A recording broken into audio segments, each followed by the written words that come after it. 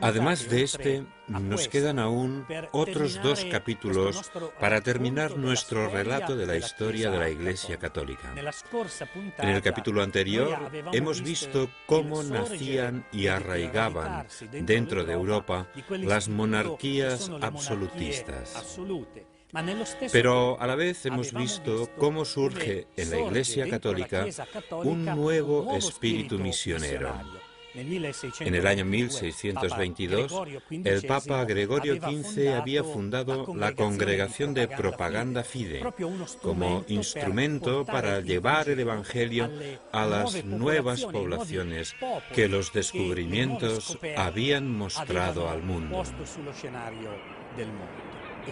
Y como sucede siempre en la Iglesia, los misioneros se encuentran con grandes dificultades al enfrentarse, por ejemplo, con la política de los conquistadores.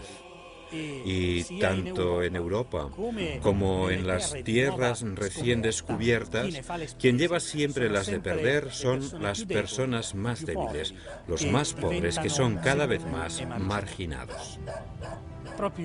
En Europa, gracias a la obra de un sacerdote francés llamado Vicente de Paúl, toma forma la nueva evangelización de estos desheredados. San Vicente de Paúl funda la Congregación de los Lazaristas, con la que quiere llevar la nueva del Evangelio de Jesús a los pobres de Europa.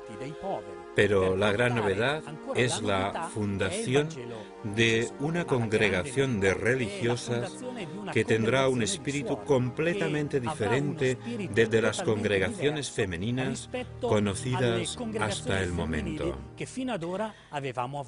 Es la primera aparición de lo que podríamos denominar como religiosas activas, religiosas que están en medio de la gente. Vosotras, les escribe San Vicente a las monjas, tenéis como monasterio las casas de los enfermos y aquella en la que reside la superiora. Vuestra celda es una habitación alquilada, vuestra capilla, la iglesia parroquial, vuestro claustro son las calles de la ciudad. Vuestra clausura es la obediencia, la reja el temor de Dios y vuestro velo es la santa modestia. Es una revolución increíble, pero siempre dentro de la senda de la caridad, del amor. Hombres y mujeres dispuestos a dar testimonio del camino de amor, de un evangelio sencillo y de su adhesión a la persona de Jesús. San Vicente logró la aprobación de una organización de mujeres laicas fuera de la clausura y al servicio del prójimo. Estas son las hijas de la caridad, que han alcanzado gran difusión por todo el mundo. Hoy en día son unas 20.000, aunque en los tiempos del tercer centenario de San Vicente, en 1960, cuando yo conocía esta figura extraordinaria, se decía que las monjas eran 44 o 45.000. Era la comunidad más difundida por todo el mundo, y no eran monjas. Las hijas de la caridad son personas que no hacen ni siquiera los votos, profesan votos secretos anualmente. Solo la primera vez pueden pronunciar la fórmula de consagración fuerte, pero en la fórmula de consagración se hacen votos para un año, de pobreza, castidad y obediencia, según las constituciones y los estatutos que son propuestos. En el siglo XVIII, como se puede ver en este mapa, los cristianos han llegado prácticamente a todas partes, aunque divididos. Los católicos están en Italia, España, Polonia, Austria, Bohemia, Países Bajos, Alemania del Sur e Irlanda. Católicos son también la mayoría de los franceses, muchos húngaros y suizos y una minoría en Inglaterra. Los luteranos son mayoría en Alemania, Rusia y Escandinavia.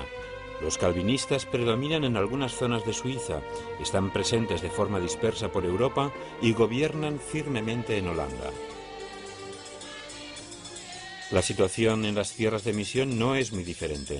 Los católicos han arraigado su presencia en Sudamérica y en Asia, así como en los sectores controlados por Portugal en África.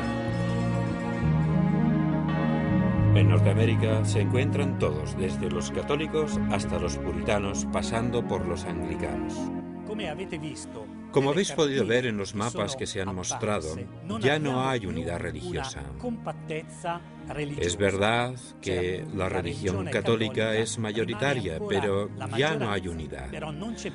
Para entender todo esto, debemos mirar hacia atrás un momento y situarnos en la Universidad de Lovaina, en Bélgica, a principios del siglo XVI. Allí enseña Cornelio Hans, llamado Jansenio, que centra su pensamiento no ya en el Dios misericordioso, amor crucificado, sino en el Dios riguroso. Su pensamiento desarrollaba la idea de que Dios no ha salvado a todos los hombres, que no murió en la cruz por todos los hombres, sino solamente por aquellos que han sido elegidos y viven de manera íntegra y rigurosa su pensamiento y su doctrina. El jansenismo se difunde en Francia hasta el punto de que en 1713 Clemente XI debe dictar una bula que condena las teorías extremistas de uno de los discípulos de Jansenio, un tal Kestner. Pero los más activos contra esta corriente rigorista son los jesuitas, los cuales son la fuerza más importante en la instrucción de las clases dirigentes. Pero también el principal obstáculo para aquellos que querían replantear la participación y la presencia de los católicos dentro de los gobiernos. Pero, ¿cómo estaban organizados los gobiernos de entonces? El siglo XVIII es la época en que la administración de los estados europeos está totalmente concentrada en manos de las familias reales. En la administración de los estados ya no hay órganos representativos medievales como las asambleas de señores, de ciudadanos libres o los consejos de las ciudades mercantiles como Venecia. El Estado está ahora completamente en las manos del rey. Este, por medio de una burocracia que controla en su totalidad, gestiona el poder de manera absoluta en estrecha alianza con la gran nobleza y los grandes comerciantes. Leyendo las crónicas de las recepciones de corte de aquella época, da la impresión de estar ante un mundo elegante, de maneras refinadas. La realidad es totalmente opuesta, una violenta pirámide que tiene al rey en su vértice, el cual domina y se aprovecha del duro trabajo de los campesinos y artesanos europeos y de la explotación intensiva de las nuevas tierras, haciendo trabajar a miles y miles de esclavos. En esta situación de gran decadencia social, el rey, los nobles y los gobernantes viven lejos de la gente pobre. Y ésta comienza a preguntarse si todo esto que está sucediendo es voluntad de Dios. El radicalismo jansenista, como ya hemos visto, encuentra tierra fértil donde arraigar cada vez más en medio de la sociedad. Acusan a los jesuitas de favorecer esa injusta política. Incluso, dentro de la Iglesia, aparecen voces acusando a los jesuitas de estar involucrados en esta situación.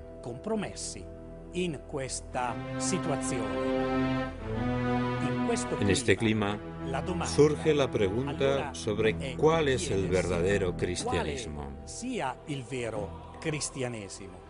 Ante las divisiones que existen entre los cristianos, intelectuales, filósofos y escritores comienzan a pensar que existe un camino sin Dios. Afirman que la misma Iglesia ha sido superada por los hechos, que no tiene ya nada más que decir. La búsqueda de Dios es un asunto puramente humano. Empieza y termina en la razón, y en ella encuentra sus reglas y modelos a imitar. La Iglesia Católica, los cristianos, los creyentes deben enfrentarse a este nuevo pensamiento que es la Ilustración. La época ilustrada no ha terminado aún. Es un fenómeno de aceleración de las iniciativas laicistas en la educación que ya habían comenzado a principios del siglo XVI, sobre todo con la Reforma luterana. ¿Qué queda de aquella ilustración francesa de Rousseau y Voltaire? Pues sobre todo el aspecto polémico, no el aspecto constructivo.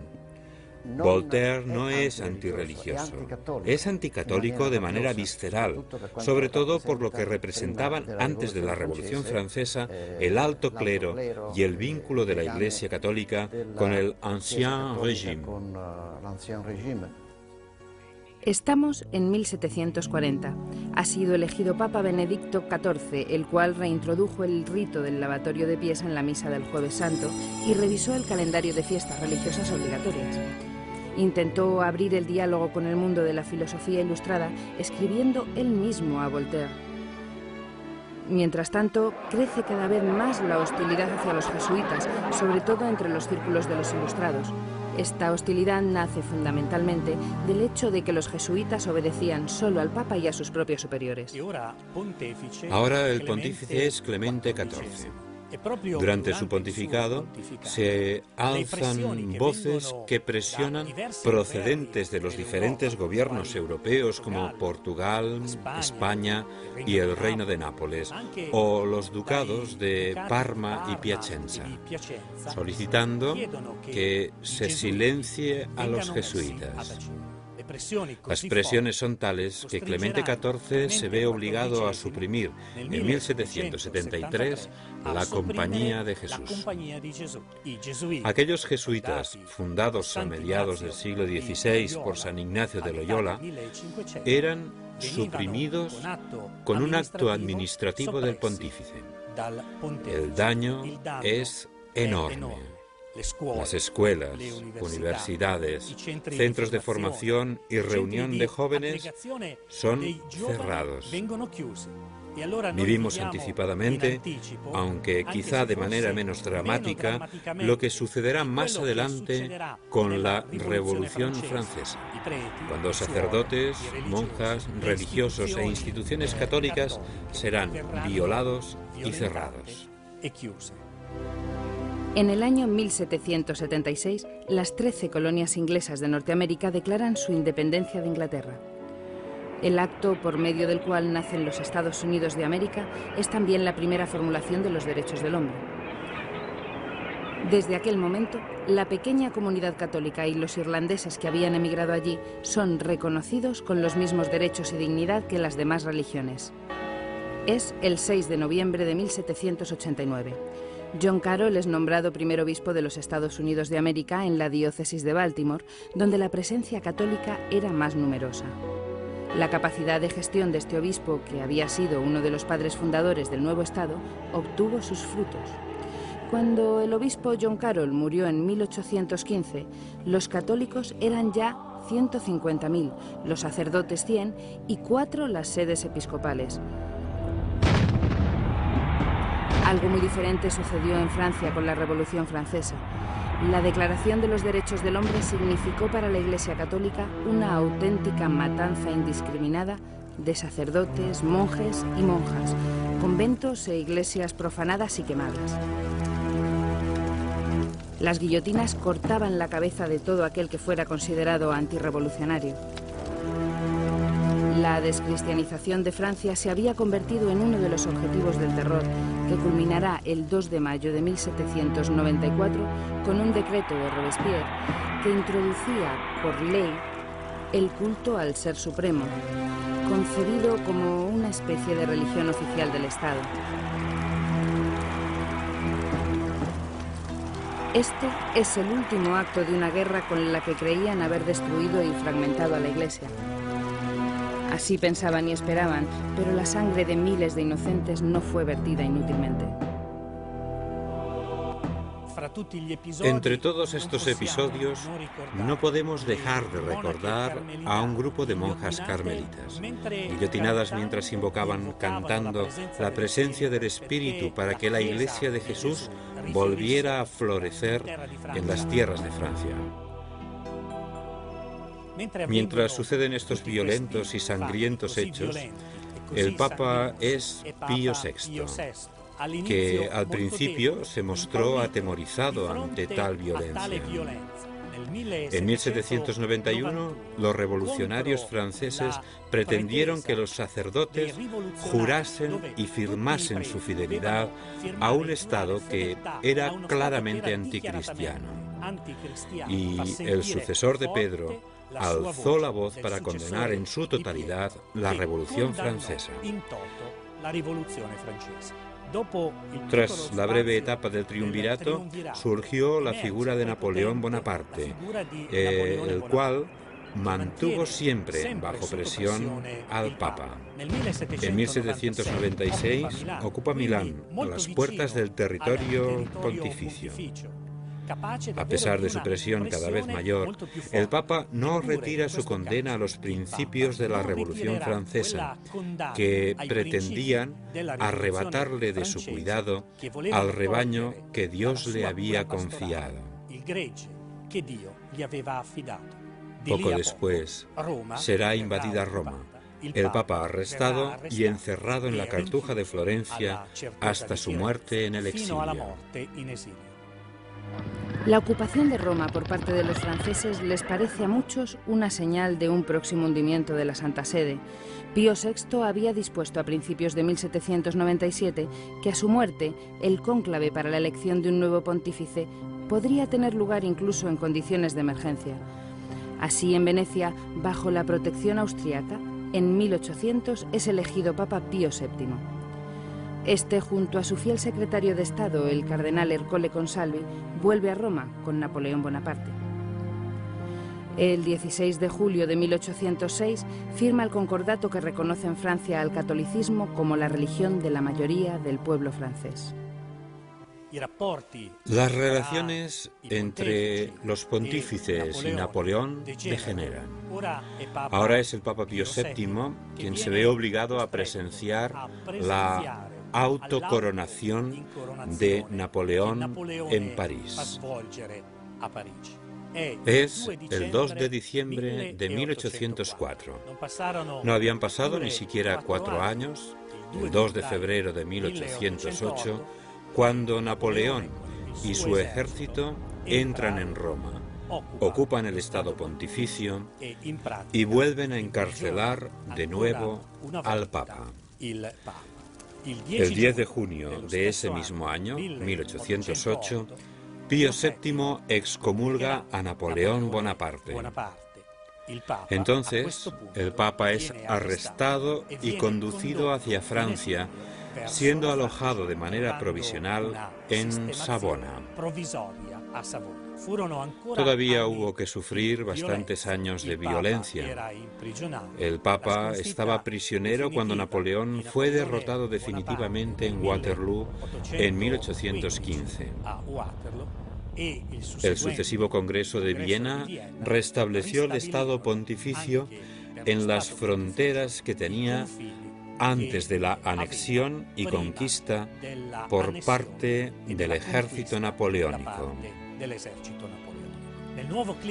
En el nuevo clima que se crea, Pío VII entra en conversaciones con muchos gobiernos de Europa para buscar la posibilidad de un nuevo empuje misionero.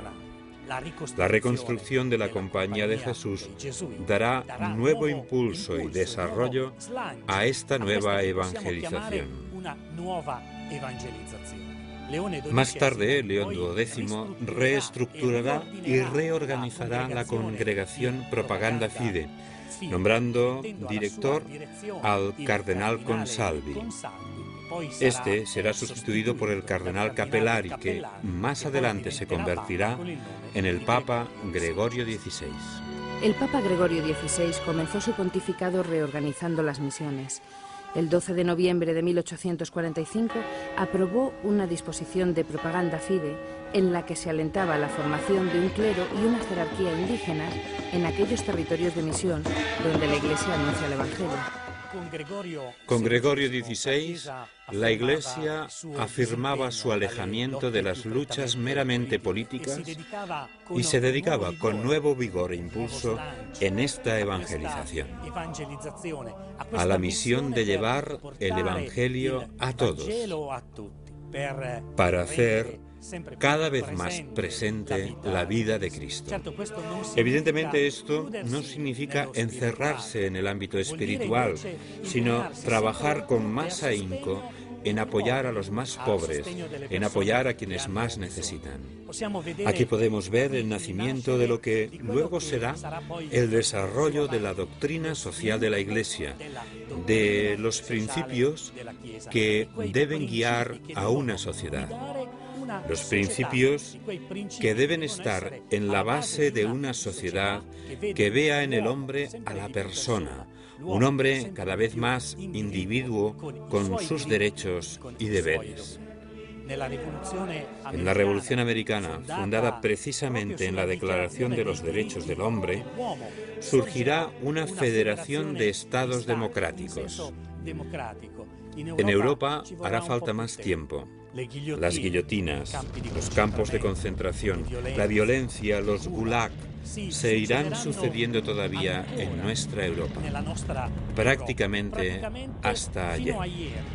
Al final de nuestra historia de la Iglesia Católica, del cual nos separan solo 2 capítulos, vemos que aquellos que profetizaban el final del catolicismo, el final del cristianismo, el final de las creencias, han recibido una respuesta completamente diferente por parte de la historia.